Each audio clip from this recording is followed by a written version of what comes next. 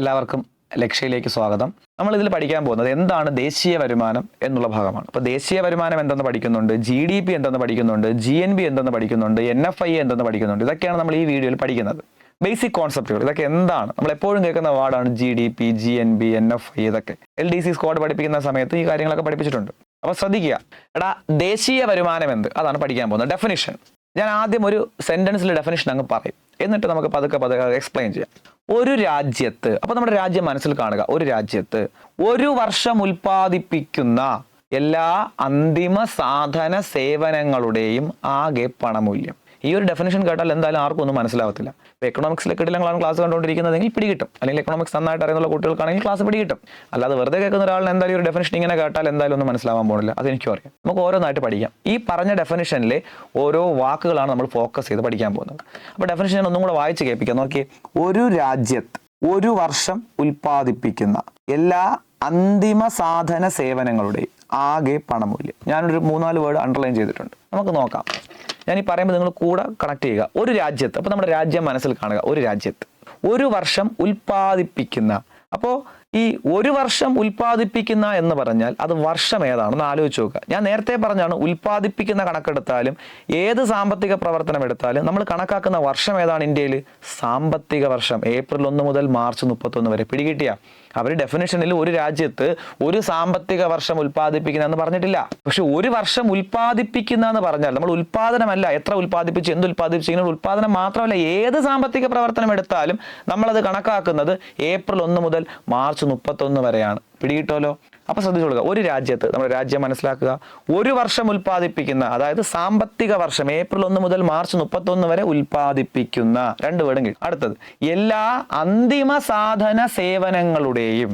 അന്തിമ സാധന സേവനങ്ങളുടെ English final goods and service, അല്ലെങ്കിൽ ഫൈനൽ പ്രോഡക്റ്റ് എന്നൊക്കെ പറയാറുണ്ട്. എന്താണ് ഈ അന്തിമ ഉൽപ്പന്നം അല്ലെങ്കിൽ അന്തിമ സാധന സേവനം എന്നൊക്കെ പറഞ്ഞാൽ? എളുപ്പമാണ്, ഒന്നുമില്ല. ഞാൻ കടയിൽ പോയി പറയുകയാണ്, എനിക്കൊരു ഷർട്ട് വേണം. അപ്പൊ എനിക്ക് ഷർട്ടായിട്ട് അത് ഉപയോഗിക്കാനാണ്. ഞാൻ കടയിൽ ചെന്ന് പറയുന്നു ഷർട്ട് വേണം, അവർ ഷർട്ട് തന്നു, ഞാനത് ഉപയോഗിച്ചു. അപ്പൊ ഷർട്ട് എന്ന നിലയിൽ അതൊരു അന്തിമ ഉൽപ്പന്നമാണ്. അതായത് എനിക്ക് നേരിട്ട് ഉപയോഗിക്കാൻ പറ്റി. എനിക്ക് ഷർട്ട് ഉപയോഗിക്കണമായിരുന്നു, ഞാൻ നേരിട്ട് ഉപയോഗിച്ചു. ഞാൻ കൊണ്ടുവന്നിട്ട് അതിന് വേറെ മാറ്റം ഒന്നും വരുത്തിയില്ല, കൊണ്ടുവന്ന് ഒരു രൂപമാറ്റം ഒന്നും വരുത്തിയില്ല, നേരിട്ടങ്ങ് ഉപയോഗിച്ചു. പകരം ഞാൻ കടയിൽ പോയി ഷർട്ട് എന്ന് ചോദിക്കുമ്പോൾ അവർ സൂചി, നൂലും, ബട്ടൺസും തുണിയൊക്കെ എടുത്ത് തന്നാൽ അത് അന്തിമ ഉൽപ്പന്നമാണോ? അല്ല. അതിനെ കൊണ്ടുവന്നിട്ട് നമ്മൾ രൂപമാറ്റം വരുത്തി ഷർട്ട് ആക്കണം. അപ്പൊ അത് അന്തിമ ഉൽപ്പന്നമല്ല. പക്ഷെ കടയിൽ പോയി ഞാൻ പറഞ്ഞു എനിക്ക് ഷർട്ട് വേണം, അവർ ഷർട്ട് തന്നു, ഞാൻ നേരിട്ട് ഉപയോഗിച്ചു, അന്തിമ ഉൽപ്പന്നം. കാര്യം എന്താണ്? നേരിട്ട് ഉപയോഗിക്കാൻ കഴിഞ്ഞു. അപ്പൊ നമ്മൾ ഏത് ആവശ്യത്തിന് വേണ്ടിയാണോ വാങ്ങുന്നത്, ആ ആവശ്യത്തിന് വേണ്ടി നമുക്ക് നേരിട്ട് ഉപയോഗിക്കാൻ പറ്റുമെങ്കിൽ അതാണ് അന്തിമ ഉൽപ്പന്നം എന്ന് പറയുന്നത്. മറ്റൊരു എക്സാമ്പിൾ എടുത്താൽ ഒരു ബിസ്ക്കറ്റിന്റെ കാര്യം പറയാം. ഞാൻ കടയിൽ പോയി ബിസ്ക്കറ്റ് വാങ്ങുകയാണ്. ബിസ്ക്കറ്റ് എന്തിനാണ് വാങ്ങുന്നത്? എനിക്ക് കഴിക്കണം. അപ്പോൾ ഞാൻ കടയിൽ പറഞ്ഞു എനിക്കൊരു പാക്കറ്റ് ബിസ്ക്കറ്റ് വേണം. അപ്പോൾ കൊണ്ടുവരുന്നു, നേരിട്ട് കഴിക്കുന്നു, അന്തിമ ഉൽപ്പന്നമാണ്. ഞാൻ ഒന്നും ചെയ്തില്ല, കൊണ്ടുവന്നു, നേരിട്ട് കഴിച്ചു, അന്തിമ ഉൽപ്പന്നമാണ്. ഞാൻ ഏത് ആവശ്യത്തിന് വേണ്ടിയാണ് പോയത്? കഴിക്കണം എന്ന ആവശ്യത്തിന് വേണ്ടി പോയി ചോദിച്ചു. എന്ത് ചോദിച്ചു? ബിസ്ക്കറ്റ് ചോദിച്ചു, കൊണ്ടുവന്നു, കഴിച്ചു, നേരിട്ട് ഉപയോഗിച്ചു, അന്തിമ ഉൽപ്പന്നമാണ്. പകരം ബിസ്ക്കറ്റ് എന്ന് ചോദിക്കുമ്പോൾ പാല്, പഞ്ചസാര, മാവൊക്കെ എടുത്ത് തന്നു കഴിഞ്ഞാൽ അത് അന്തിമ ഉൽപ്പന്നമാണോ? അല്ല. അത് കൊണ്ടുവന്നിട്ട് പിന്നെ നമ്മൾ ബിസ്ക്കറ്റ് ആക്കണം. അപ്പോൾ മാവും പാലും പഞ്ചസാരയൊക്കെ അന്തിമ ഉൽപ്പന്നമാണോ? ഒരിക്കലും അല്ല. ബിസ്ക്കറ്റ് എന്ന രീതിയിൽ ബിസ്ക്കറ്റ് കഴിക്കാൻ പോകുന്ന സമയത്ത് ബിസ്ക്കറ്റ് കഴിക്കണമെന്ന ആഗ്രഹത്തോടുകൂടി ഞാൻ പോകുമ്പോൾ പാലും പഞ്ചസാരയും മാവും തന്നാൽ അന്തിമ ഉൽപ്പന്നമാണോ? അല്ല. എനിക്ക് ബിസ്ക്കറ്റ് കഴിക്കണമെന്ന ആഗ്രഹത്തോട് ഞാൻ പോയി കഴിഞ്ഞാൽ ആ ബിസ്ക്കറ്റ് കിട്ടിയാലേ അന്തിമ ഉൽപ്പന്നമാവും. പിടികിട്ടു? അത്രേ ഉള്ളൂ. നമ്മൾ ഏത് ആവശ്യത്തിന് വേണ്ടിയാണോ വാങ്ങുന്നത്, ബിസ്ക്കറ്റ് കഴിക്കാൻ വാങ്ങുന്നു, ഷർട്ട് ഉപയോഗിക്കാൻ, ധരിക്കാൻ വാങ്ങുന്നു, ഈ ആവശ്യത്തിന് വേണ്ടി നമുക്കതിനെ ലാസ്റ്റ് ഉപയോഗിക്കാൻ പറ്റണം. ഈ ആവശ്യത്തിന് വേണ്ടി നേരിട്ട് ഉപയോഗിക്കാൻ പറ്റണം. കൊണ്ടുവന്നിട്ട് എന്തെങ്കിലും മാറ്റങ്ങളൊക്കെ വരുത്തിയിട്ട് ആവരുത് ഉപയോഗിക്കുന്നത്. കൊണ്ടുവന്നാൽ നേരിട്ട് ഉപയോഗിക്കുക, അതാണ് അന്തിമ ഉൽപ്പന്നം. കടയിൽ പോയി പേന വാങ്ങുന്നു, നേരിട്ടൊരു പേന വന്നു, കൊണ്ടുവരുന്നു, ഉപയോഗിക്കുന്നു, അന്തിമ ഉൽപ്പന്നം. കടയിൽ പോയി മാർക്കർ വാങ്ങുന്നു, കൊണ്ടുവരിക, ഡയറക്റ്റ് ബോർഡിൽ എഴുതുക, അന്തിമ ഉൽപ്പന്നമാണ്. അപ്പൊ ഇതേ കണക്ക് നമുക്ക് നേരിട്ട് ഉപയോഗിക്കാൻ പറ്റുന്ന വസ്തുക്കളെയാണ് അന്തിമ ഉൽപ്പന്നം എന്ന് പറയുന്നത്. അപ്പൊ ഞാൻ വീണ്ടും ഡെഫിനിഷനിലേക്ക് വരികയാണ്. ഓരോ വാക്ക് വെച്ച് ഒന്നുകൂടെ പറയണം ആദ്യം മുതലേ. ഒരു രാജ്യത്ത്, ഇന്ത്യ മനസ്സിൽ കാണുക, ഒരു വർഷം ഉൽപ്പാദിപ്പിക്കുന്ന എന്ന് പറയുമ്പോൾ വർഷം ഏതാണ്? സാമ്പത്തിക വർഷം. April, March. ഇപ്പോൾ ഒരു വർഷം ഉൽപ്പാദിപ്പിക്കുന്ന, ഏപ്രിൽ 1 മുതൽ മാർച്ച് 31 വരെ ഉൽപ്പാദിപ്പിക്കുന്ന എന്തോന്നാണ്? എല്ലാ അന്തിമ സാധന സേവനങ്ങളുടെയും. അന്തിമ സാധന സേവനം പിടികിട്ടിയേ? നേരിട്ട് ഉപയോഗിക്കാൻ പറ്റുന്ന വസ്തുക്കൾ. അന്തിമ സാധന സേവനങ്ങളുടെയും. അപ്പൊ ഈ അന്തിമ സാധന സേവനങ്ങളുടെ ലിസ്റ്റ് ഇങ്ങനെ തയ്യാറാക്കും. ഒരു രാജ്യത്ത് ഏപ്രിൽ മുതൽ മാർച്ച് വരെ ഉൽപ്പാദിപ്പിച്ച അന്തിമ സാധന സേവനങ്ങളുടെ ലിസ്റ്റ് തയ്യാറാക്കുന്നു.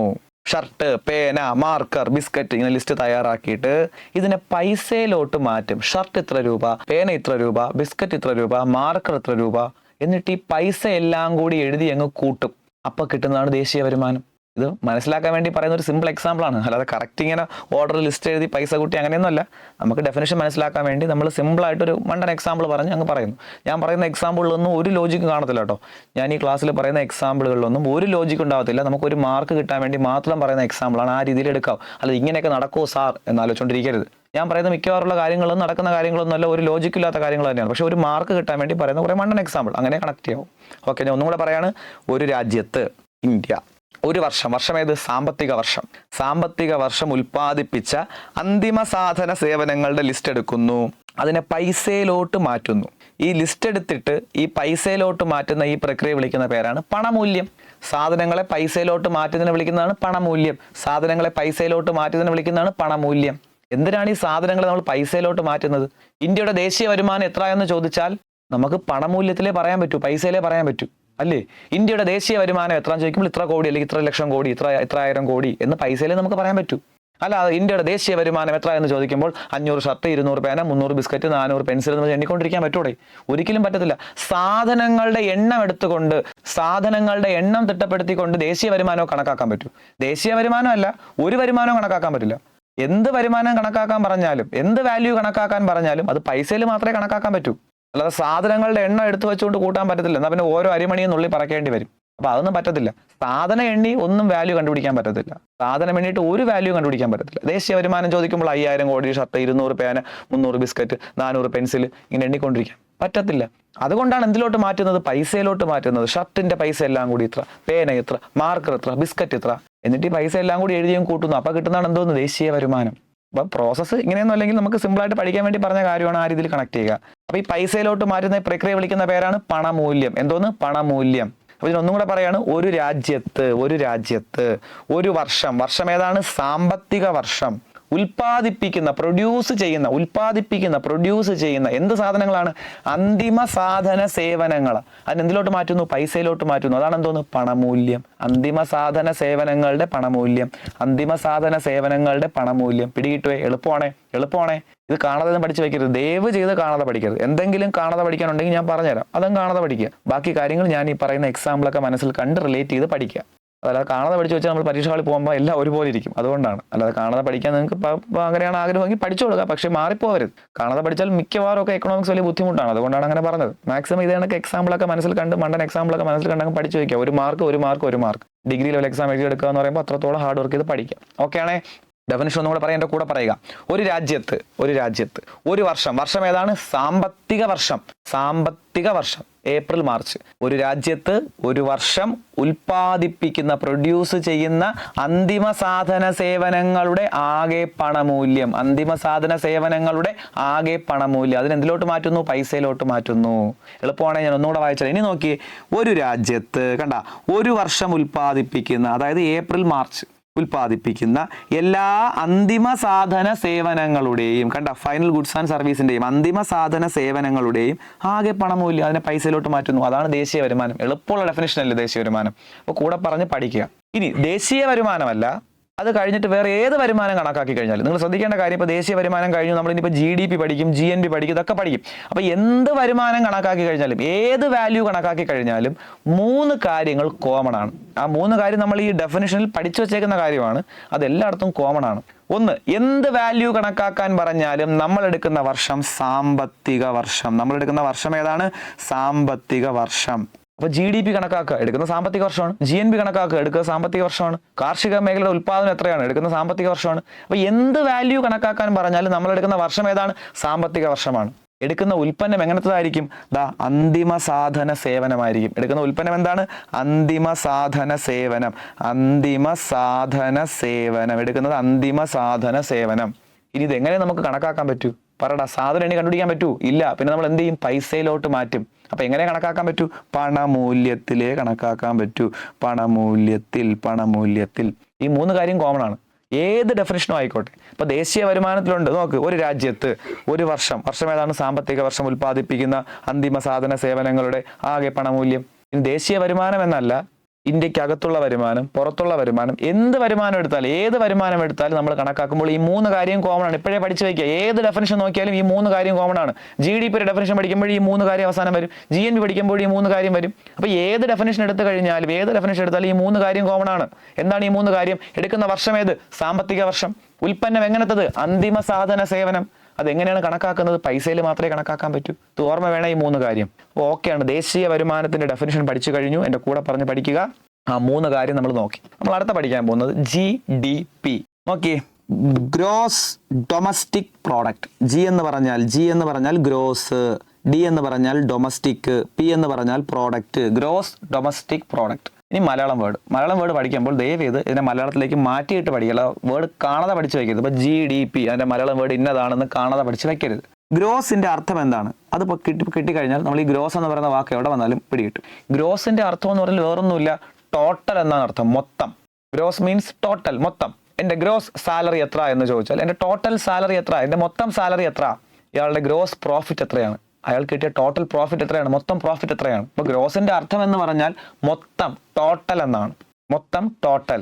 അപ്പോൾ ഗ്രോസ് കിട്ടി, മൊത്തം. എഴുതി വെച്ചിരിക്കുന്നു മൊത്തം. കണ്ട, മൊത്തം. ഡൊമസ്റ്റിക്കിന്റെ അർത്ഥം എന്താണ്? രാജ്യത്തിനകത്ത് എന്നുള്ള കോൺസെപ്റ്റാണ് ഡൊമസ്റ്റിക്. ആഭ്യന്തരം, അകത്തുള്ള കാര്യം, ആഭ്യന്തരം. ഇപ്പോൾ ഡൊമസ്റ്റിക്കിന്റെ വേർഡും പിടികിട്ടി, ആഭ്യന്തരം.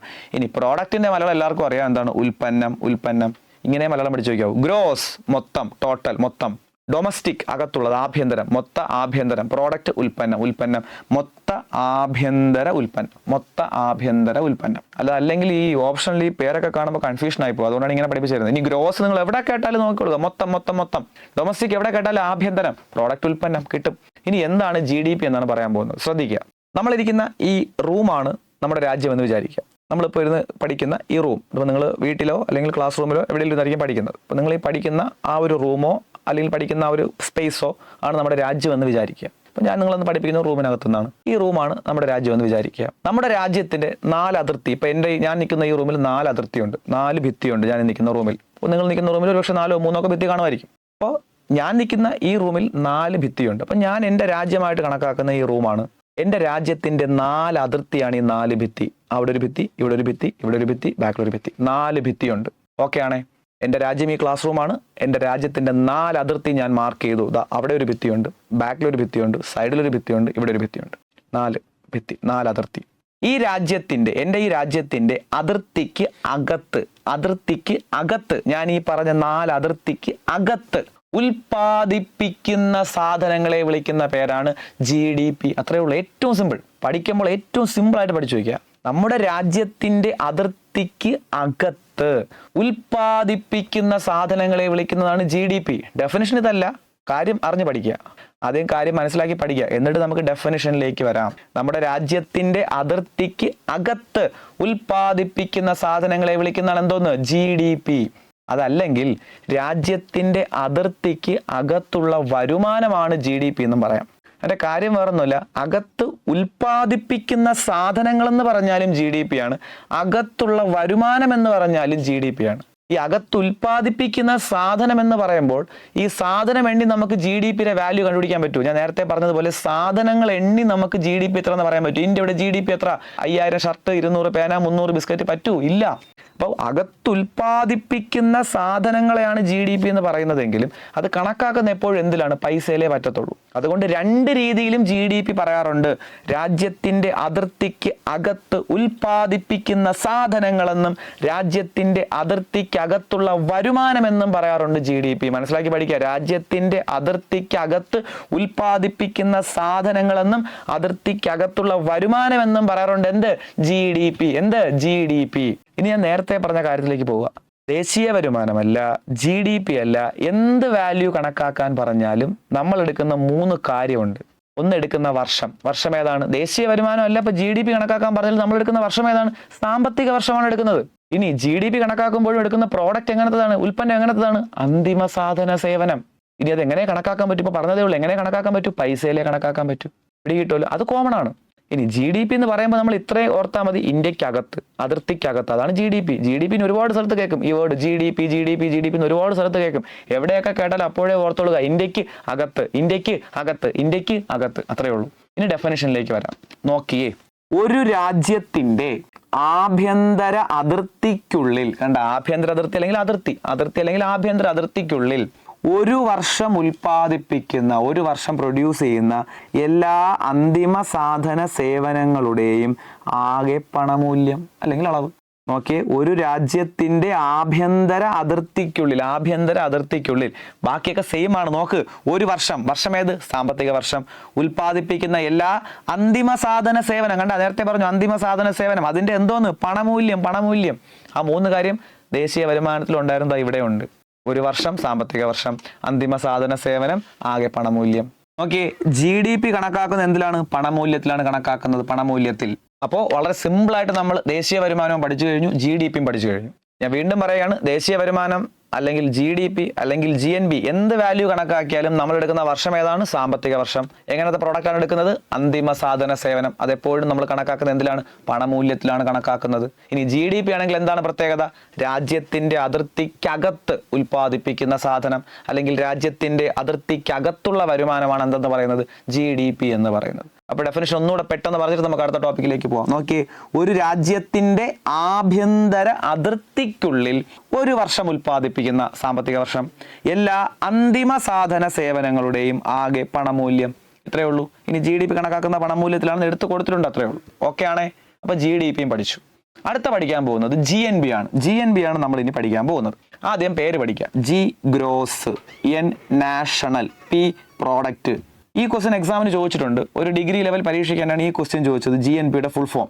പക്ഷെ GNBയുടെ ഫുൾ ഫോം ചോദിച്ചത് ഇംഗ്ലീഷ് സെക്ഷനിലാണ് ചോദിച്ചത്, എക്കണോമിക്സ് സെക്ഷനിലല്ല ചോദിച്ചത്. 20 മാർക്കിന്റെ ഇംഗ്ലീഷ് സെക്ഷനിൽ അബ്രിവേഷൻ ഏരിയയിൽ അവർ ചോദിച്ചത് GNB ആണ്, ഗ്രോസ് നാഷണൽ പ്രോഡക്റ്റ്. ഒരു ഡിഗ്രി ലെവൽ പ്രിലിമിനറി പരീക്ഷയ്ക്കാണ് ചോദിച്ചത്. ഓക്കെ, നമുക്ക് നോക്കാം. G gross national product. ഗ്രോസിന്റെ അർത്ഥം നമ്മൾ നേരത്തെ പറഞ്ഞു. ഗ്രോസ് മീൻസ് ടോട്ടൽ, മൊത്തം. ഗ്രോസ് മീൻസ് ടോട്ടൽ, മൊത്തം. അപ്പൊ ഗ്രോസിന്റെ മലയാളം മൊത്തം. നാഷണലിന്റെ മലയാളം എന്താണ്? ദേശീയം. പ്രോഡക്റ്റിന്റെ മലയാളം എന്താണ്? ഉൽപ്പന്നം. ഇതൊക്കെ നമ്മൾ നേരത്തെ പഠിച്ച വാക്കാണ്. ഇതിൽ നാഷണൽ മാത്രമാണ് പുതുതായിട്ട് വന്നത്, ദേശീയം. അപ്പൊ കണക്ട് ചെയ്ത് ഗ്രോസ് എന്ന് വെച്ചാൽ ടോട്ടൽ, മൊത്തം. നാഷണൽ ദേശീയം, പ്രോഡക്റ്റ് ഉൽപ്പന്നം, മൊത്ത ദേശീയ ഉൽപ്പന്നം. GNBയുടെ ഡെഫിനേഷനിലേക്ക് വരുന്നതിന് മുന്നേ നമുക്ക് എന്താണ് GNB എന്ന് പറഞ്ഞതിന് ശേഷം നമുക്ക് ആ ഡെഫിനേഷൻ വായിച്ചു നോക്കാം. ഇന്ത്യയുടെ വരുമാനം എന്ന് പറഞ്ഞാൽ ഇന്ത്യക്കകത്തുള്ള വരുമാനം മാത്രമാണോ? ഇന്ത്യ എന്ന് പറയുന്ന രാജ്യത്തിന്റെ വരുമാനം ഇന്ത്യക്കകത്തുള്ള വരുമാനം മാത്രമാണോ? അല്ല. നമുക്ക് വിദേശത്തു നിന്ന് ഒരുപാട് വരുമാനം ഇങ്ങോട്ട് വരുന്നുണ്ട്. നമ്മുടെയൊക്കെ വീട്ടുകാരോ നാട്ടുകാരോ ബന്ധുക്കളോ കൂട്ടുകാരോ ഒക്കെ പുറത്തു പോയി ജോലി ചെയ്യുന്ന ഒരുപാട് ആൾക്കാരുണ്ട്. അവരിങ്ങോട്ട് പൈസ അയക്കുന്നുണ്ട്. അപ്പോൾ നമുക്ക് വിദേശത്തു നിന്ന് ഇങ്ങോട്ട് പൈസ കിട്ടുന്നുണ്ട്. അങ്ങനെ വിദേശത്ത് നിന്നും ഇന്ത്യക്ക് കിട്ടുന്ന വരുമാനത്തെ നമ്മൾ വിളിക്കുന്ന പേരാണ് NFIA. തൽക്കാലം ഈ പേര് പഠിച്ചു വയ്ക്കുക. എക്സ്പാൻഷനൊക്കെ നമുക്ക് പഠിക്കാം. NFIA.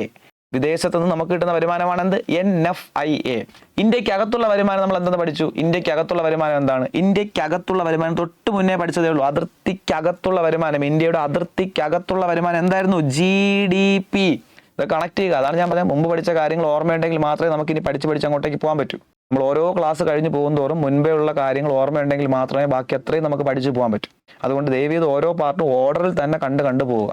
അപ്പൊ ഇന്ത്യക്കകത്തുള്ള വരുമാനം നേരത്തെ പഠിച്ചു, GDP. ഇപ്പം ഞാൻ പറഞ്ഞ കാര്യമാണ് വിദേശത്ത് നിന്ന് കിട്ടുന്ന വരുമാനം എന്താണ്? NFIA. എന്താണ് NFIA? ഇന്ത്യക്കകത്തുള്ളത് GDP, വിദേശത്ത് നിന്ന് വരുന്നത് NFIA.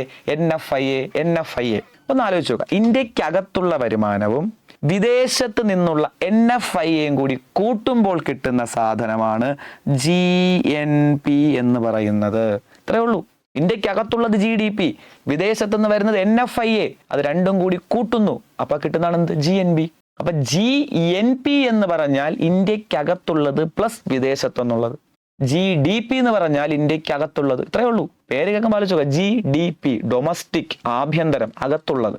GNB എന്ന് പറഞ്ഞാൽ അകത്തുള്ളത് GDP പ്ലസ് വിദേശത്ത് നിന്നുള്ളത് NFIA. പിടികിട്ടുവേ? ഇത് പരീക്ഷയ്ക്ക് വെച്ച ക്വസ്റ്റ്യൻ ആണ്. പ്രിലിംസ് സിസ്റ്റം ഉണ്ടായിരുന്ന സമയത്ത് ബീറ്റ് ഫോറസ്റ്റ് ഓഫീസറിന്റെ പ്രിലിംസിന് വെച്ച ക്വസ്റ്റ്യൻ ആണ് GDP plus NFIA എന്തെന്നുള്ളത്. GDP plus NFIA എന്തോന്ന്? GNB. എളുപ്പമാണേ. അപ്പൊ ഇനി നമുക്ക് GNBയുടെ ഡെഫിനിഷനിലേക്ക് വരാം. നോക്കിയേ, ഒരു രാജ്യത്ത് ഒരു വർഷം ഉൽപ്പാദിപ്പിക്കുന്ന എല്ലാ അന്തിമ സാധന സേവനങ്ങളുടെയും ആകെ പണമൂല്യം. ഇവിടെ നമ്മൾ നേരത്തെ പറഞ്ഞ 3 വാക്കുണ്ട്. ഒരു രാജ്യത്ത്, നമ്മുടെ രാജ്യത്ത് ഒരു വർഷം ഏതാണ്? സാമ്പത്തിക വർഷം. ഉൽപ്പാദിപ്പിക്കുന്ന അന്തിമ സാധന സേവനം, പിന്നെ പണമൂല്യം. ഈ 3 വേർഡോടെ കിടപ്പുണ്ട്. ഒരു രാജ്യത്ത് ഒരു വർഷം ഉൽപ്പാദിപ്പിക്കുന്ന എല്ലാ അന്തിമ സാധന സേവനങ്ങളുടെയും ആകെ പണമൂല്യം. അപ്പൊ ഈ ഡെഫിനിഷനിൽ ആ വേർഡ് ഉണ്ട്. എന്താണ് സാമ്പത്തിക വർഷം? ഉൽപ്പാദിപ്പിക്കുന്ന അന്തിമ സാധന സേവനം, കണക്കാക്കുന്ന പണമൂല്യം, അത് ഓക്കെയാണ്. അപ്പൊ ആ 3 കാര്യം നമ്മൾക്ക് ഓക്കെയാണ്. പക്ഷെ ഇവിടെ നിങ്ങൾ ഈ ഡെഫിനിഷൻ ഒന്ന് ശ്രദ്ധിക്കുക. ഒരു രാജ്യത്ത് ഒരു വർഷം ഉൽപ്പാദിപ്പിക്കുന്ന എല്ലാ അന്തിമ സാധന സേവനങ്ങളുടെയും ആകെ പണമൂല്യം. ഈ ഡെഫിനിഷൻ നമ്മൾ ഇതിനു മുന്നേ പഠിച്ചിട്ടുണ്ട്, ഇപ്പോഴല്ല പഠിക്കുന്നത്. ഇതിനു മുന്നേ നമ്മൾ പഠിച്ചിട്ടുണ്ട് ഈ ഡെഫിനിഷൻ. ഒന്ന് ഓടിച്ചു നോക്കി. തൊട്ട് മുന്നേ പറഞ്ഞ GDP ആണോ? അല്ല. GDP ആണെങ്കിൽ അതിർത്തിക്കകത്തെന്ന് എടുത്ത് പറയുന്നുണ്ട്. ഇനി അതിനു മുന്നേ പഠിച്ച ദേശീയ വരുമാനം ഒന്ന് ഓർത്തു നോക്കിയേ. നമുക്ക് നോക്കാം. നോക്കടാ. ദേശീയ വരുമാനം ഒരു രാജ്യത്ത് ഒരു വർഷം ഉൽപ്പാദിപ്പിക്കുന്ന എല്ലാ അന്തിമ സാധന സേവനങ്ങളുടെയും ആകെ പണമൂല്യം. അതേ ഡെഫിനിഷനാണ് GNBയിലും വന്നേക്കുന്നത്. ഒരു രാജ്യത്ത് ഒരു വർഷം ഉൽപ്പാദിപ്പിക്കുന്ന എല്ലാ അന്തിമ സാധന സേവനങ്ങളുടെയും ആകെ പണമൂല്യം. ദേശീയ വരുമാനത്തിന്റെ ഡെഫിനിഷനും GNPയുടെ ഡെഫിനിഷനും സെയിം ആണ്. ഇവിടെ GDPയെ കുറിച്ച് ഒന്നും പറയുന്നില്ല. GDP അകത്തുള്ളതാണ്, വ്യത്യാസമുണ്ട്. ദേശീയ വരുമാനത്തിന്റെ ഡെഫിനിഷനും GNPയുടെ ഡെഫിനിഷനും സെയിം ആണ്.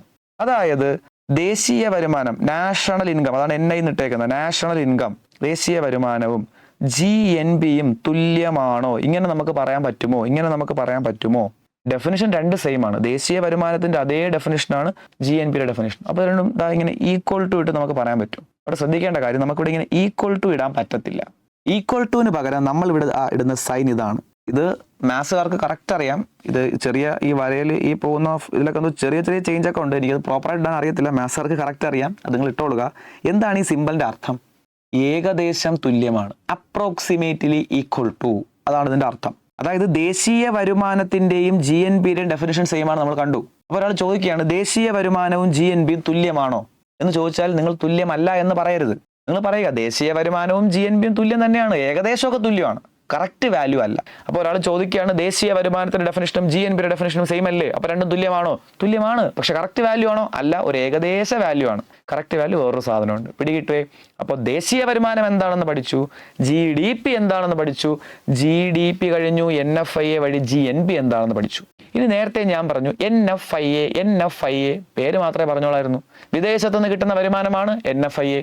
വിദേശത്ത് നിന്ന് വരുന്ന വരുമാനമാണ് NFIA, പേര് മാത്രമേ പറഞ്ഞോളൂ. ആ NFIA പഠിക്കണം. NFIA പഠിക്കുന്നതിന് മുന്നേ ഇക്വേഷൻ ഒന്ന് പെട്ടെന്ന് പറയുകയാണ്, ശ്രദ്ധിച്ചോളുക. ഇന്ത്യക്ക് അകത്തുള്ള വരുമാനം GDP, വിദേശത്ത് നിന്ന് കിട്ടുന്നത് NFIA, രണ്ടും കൂടെ കൂട്ടിയാൽ GNB. ഇന്ത്യക്കകത്ത് ഉൽപ്പാദിപ്പിക്കുന്ന സാധനങ്ങളുടെ ടോട്ടൽ വാല്യൂ അല്ലെങ്കിൽ ആകെ വാല്യൂ എന്താണ്? GDP. വിദേശത്ത് നിന്ന് കിട്ടുന്ന എന്താണ്? NFIA, രണ്ടും കൂടെ കൂട്ടിയാൽ GNB. GNBയുടെ ഇക്വേഷൻ പറയണം. അപ്പം GNB is equal to GDP plus NFIA. അതാണ് ഇവിടെ എഴുതി വെച്ചേക്കുന്നത്. GNB is equal to GDP plus NFIA. GNB is equal to GDP plus NFIA. ഇനി ഇത് അടുത്ത ഇതും കൂടെ ഓർത്തിരുന്നു. ദേശീയ വരുമാനവും GNPയും തുല്യമാണോ? ദേശീയ വരുമാനവും GNP ഏകദേശം തുല്യമാണ്, കറക്റ്റ് വാല്യൂ അല്ല. കറക്റ്റ് വാല്യൂ വേറൊരു സാധനമുണ്ട്. ഇനി NFIAയിലേക്ക് പോവാം. NFIA പഠിക്കുമ്പോൾ നമ്മൾ ആദ്യം പഠിക്കേണ്ടത് പേരാണ്. NFIA നമ്മൾ പഠിച്ചു വെച്ചിട്ടുണ്ട്. NFIA ഇനി എന്താണ്? Nന്റെ ഫുൾ ഫോം നെറ്റ് എന്നാണ്. N എന്ന് പറഞ്ഞാൽ നാഷണൽ ഒന്നും അല്ല, നെറ്റാണ്. F എന്ന് പറഞ്ഞാൽ ഫാക്ടർ ആണ്.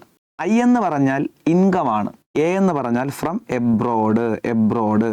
Net factor income from abroad means വിദേശം. Net factor income from abroad, പേര് പഠിക്കണം ആദ്യം. Net factor income from abroad എല്ലാവർക്കും അറിയാം, ഇൻകം എല്ലാവർക്കും അറിയാം. നെറ്റ് ഫാക്ടർ എന്നുള്ള പേരാണ് നമുക്ക് പഠിക്കാനുള്ളത്. ഇനി മലയാളത്തിലേക്ക് വരാം. നെറ്റിന്റെ മലയാളം എന്ന് പറഞ്ഞാൽ അറ്റ എന്നാണ്. അറ്റ.